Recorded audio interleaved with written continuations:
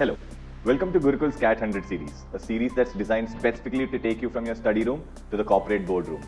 I am Prady Sharma and this is Verbal Mastery with Prady.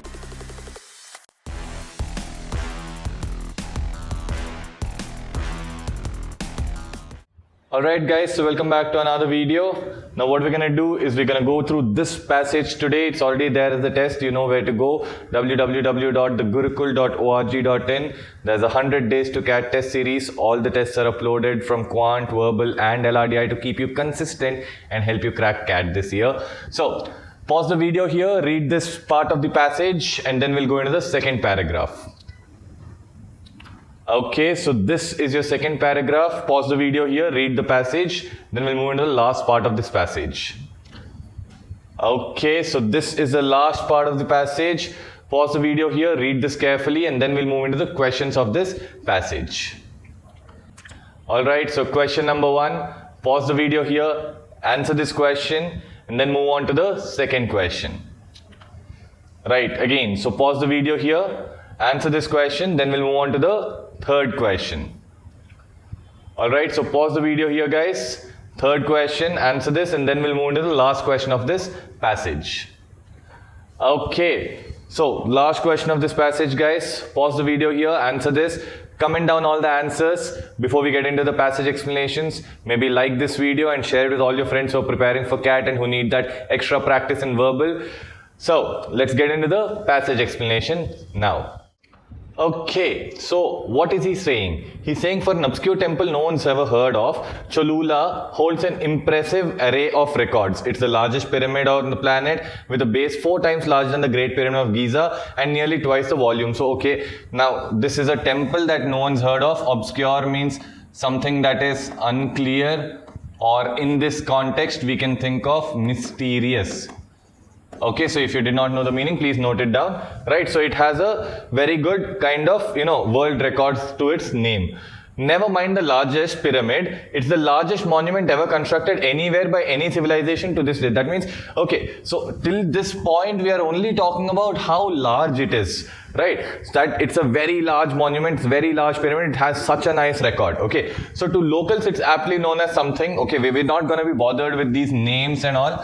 Okay, instead of all this, I'm just going to think of it as T. Okay, so to locals it's aptly known as T, which is nothing but a man-made mountain. Okay, great. Thanks to the church on its top, it's also the oldest continuously occupied building on the continent. So this is again another new thing, that it's the oldest continuously occupied building on the continent. So far, from this point to this point, it's nothing but a description, okay, of all the great achievements of that temple. Alright, so that's all the idea that we can derive from here. Yes, the story goes that until the locals began construction of an insane asylum, that means a mental hospital kind of, in 1910, nobody knew that it was a pyramid. So till then no one knew that it was a pyramid at all. Certainly by that time the Spanish conquistador, that means conquerors, okay, people who used to go to other lands and try to conquer those lands, okay. Hernan Cortes and his army arrived in the 16th century. It was already 1,000 years old and entirely concealed by vegetation. That means dense forest was growing around this entire pyramid. Okay, despite its enormous size, very little is known about the pyramid's early history. That means we don't know much about where it started or who created it and all. Very little is known, right? So it's thought that the construction began around for 300 BC. By who exactly remains a mystery. So we don't know who made it, but started across 300 BC again. So here also we are talking about the origin story. To be very honest, this part is nothing but the origin story of that temple. Okay, right. So according to the myth, it was built by a Jain named Zelwa after he escaped a flood in the neighboring valley of Mexico. Okay, so again here he's telling who built it, what was it, and who found it. Okay, so Hernan Cortes found it, Zelwa built it. That's all the story, the descriptions that he's giving about this temple. So no real ideas, just descriptive a passage so far. Okay. Now in the second paragraph, he says most likely the city's inhabitants known as the Choluteca. Again, we don't need to know about the names and all. So let me just call this as Teca. Okay. Right. Were a cosmopolitan mix. That means they came from a lot of different places. Okay. it appears to have been multi-ethnic with a great deal of migration. That's what cosmopolitan mix is, just explaining what that is. Says David Carbello, an archaeologist at the Boston University, Massachusetts. Okay, whoever they were, they probably had a lot of money. So what do we understand now? That the inhabitants, okay, the inhabitants or the residents of this city, okay, were wealthy. They were rich. Okay.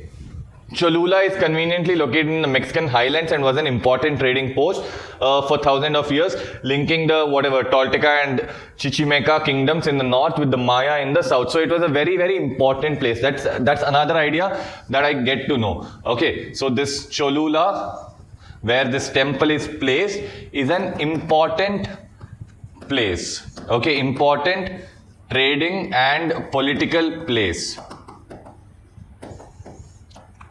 That's what I understand from this, okay? So, Cortes called it, who is this Cortes? The guy who came and who tried to occupy this place, right? So, he called it the most beautiful city outside Spain. By the time he arrived, it was already the second largest in the Aztec Empire. So, in that entire empire, this was already the second largest city. Though it had already exchanged hands numerous times. That means many people had already conquered it, and from one owner to second owner, it kept on going, alright? So, and here there were even more surprises. In fact, it's not one pyramid at all, but great Russian doll of construction. So, what is a Russian doll? So, there's a pyramid, inside another pyramid, inside another pyramid. This is the Russian doll of construction. So, one structure inside another structure, that's what we call as the Russian doll of construction. Okay, so consisting of no less than 6, one on top of the other. So, there were 6 pyramids, one on top of the other. That's what's happened. It grew in stages as successive civilizations improved on what was already built. They made a conscious effort to maintain and in some cases display previous construction episodes. So, what does this mean? This means to say that there were multiple pyramids. In fact, there were 6 pyramids. Okay. People who lived there, kept on adding on to the pyramids. So people kept building, and they built it in such a way that old pyramids were also visible.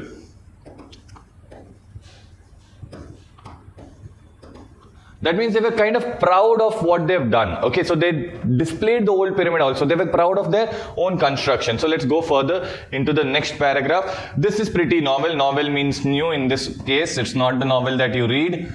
Okay, so novel means new. So this is pretty new and shows deliberate efforts. That means the efforts that you have genuinely put to link to the past, says Caballo, that historian. Okay, so according to the legend, when they heard the conquistadors, again conquerors were coming. So according to some kind of a tale, some kind of a story, when the people in the Cholula heard that some conquerors were coming, the locals covered the precious temple with soil themselves. So they themselves put on the soil onto the pyramid just to cover up the temple.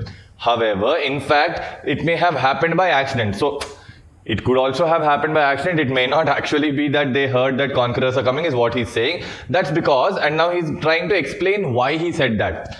Incredibly, the largest pyramid in the world is made of mud. So this entire pyramid is made of mud. So it could have happened due to accident, or it could have been due to the conquerors coming and they found out the news. Whatever it is, okay, this whole thing is made of mud. Edo bricks. So Edo bricks is nothing but the clay bricks and all, which is used by made by mixing mud and other materials such as sand or straw, and then they bake it hard in the sun. So these kind of bricks were used. Now, to make the pyramid, the outer bricks were smoothed with more earth to create painting surface. So when there was, okay, let's say they used bricks like this on both sides. Okay, now this part was smoothed by using mud all over this place so that they could maybe paint something on this kind of a structure. Okay, so in its prime, the temple was covered in red, black and yellow insects. Not literal insects, he's talking about the painting, right? So they painted insects on top of the walls. That is what we should understand.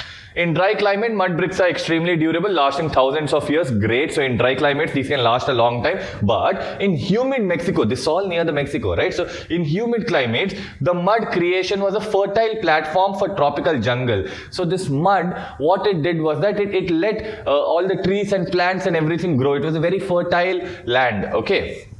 Today the city has reclaimed their pyramid. That means now the control has gone back to the city, okay, which can be explored via over 5 miles of tunnels constructed in the early 20th century. Nearly 500 years after the colonial conquest, the city must contend with a new invasion, tourists. So 500 years before and all, so in the olden days, there used to be all these conquerors who are coming and who are trying to, take over this city, okay, which was obviously a nuisance for the city people.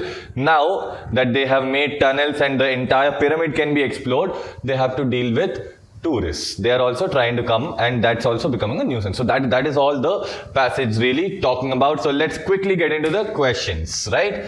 So the central idea of the passage is that the arrival of tourists could be detrimental to Cholula temple, which is of significant historical importance. See, although the tourists, the author is saying that they have to deal with a new invasion, but he's not saying directly that, it could be detrimental. There's nothing for us to think that it could be detrimental. Also, he's talking about the central idea of the passage. And even if this idea is true, which it's not completely true, even if that's true, this will be a partial scope chose. Right? So this is only told in the last one line. So it's a very small idea. This cannot be our main idea. Now, the pyramid of Cholula is incorrectly classified as a pyramid. In reality, it's a great Russian doll of construction built by successive civilizations that dominated the region. Great. I agree with the fact. The fact has been told in the passage, but that's not the central idea. The point is not about, the whole passage was not written just to tell us that this is a Russian doll of pyramids, right? So again, this cannot be my correct idea. Even though the temple at Cholula is the largest monument ever constructed, it went unnoticed till the 20th century because it was covered in vegetation. Now this could be our main idea because see, he's telling us that this was the largest monument which happened in the first paragraph. Then he's telling that it went unnoticed. And why did it go unnoticed also is being told to us. So this encompasses more of the ideas that's been told in the passage, almost all the ideas that's been told in the passage. So this could be one possible answer for us. The Choluteka, or the people over there, were prosperous and made an effort to maintain and build upon the constructions of previous civilizations. Again, we saw that they were proud, they were prosperous. In fact, the city was prosperous and the inhabitants also were rich. We've seen that. But that's not a complete idea. It's just a partial scope idea over here as well. So we're not going to be considering this to be our answer. The correct answer for us will be C. Okay? So let's go to the second question now. It can be inferred from the passage that the relics of the great Russian doll of construction were. So what were these relics? Okay, how did these relics be or behave? Right, they were covered with soil by the locals themselves. Now see, we'll be very tempted to mark this answer, but in the passage the author has already hinted that this could or could not be true. Correct. So this will not be our correct answer. Looked like a mountain. Yes, they told us this. Okay, that thing about the T, right? We've taken that off, where he said that it looked like a man-made mountain. So this could be true. Were built by a giant named Zelua. Again, this is based on a legend. Okay, a myth. So there's no concrete proof for this, so we cannot take this to be true. Were home to insects again. So they were not home to insects. The whole pyramid was painted with insects, or painted not with insects, but painted. The paintings that were there were of the insects. So D should also not be my correct answer. The right answer should definitely be B. Okay, so let's go to the third question. All of these are true about the Cholula except, so what was happening in the Cholula? Let's look at that. So it had a tradition of folklore. Yes, there were many legends, there were many myths. So this is true. It was a regional center of importance. Yes, again that was true. We saw that idea that it connected two kind of kingdoms. It was the second largest in the Aztec Empire. So this was also it was not conquered by Hernan Cortes and his army. Not conquered. So guys, he came in the 16th century with his army. He was there. He spoke about the beauty and all. He definitely conquered it, right? So this could be the false option. Now, it was governed by various rulers in its history. So yes, they told that it exchanged hands a lot of times, right? So this also should be true. So the only option that's false is C. So the one that is true, except, that means what is false, should be C. So let's move to the last question, guys. Which of the following, if true, would most strongly challenge the author's explanation for how the Cholula pyramid became concealed? So it would challenge the author's explanation. What is the author's explanation? That vegetation kept on growing. Correct. Now look at these. Archaeological evidence suggests that indigenous population routinely covered significant structures with earth as a form of ceremonial preservation. So if they kept on covering, yes, obviously things could grow, right? Yeah. So that's not going to be the problem.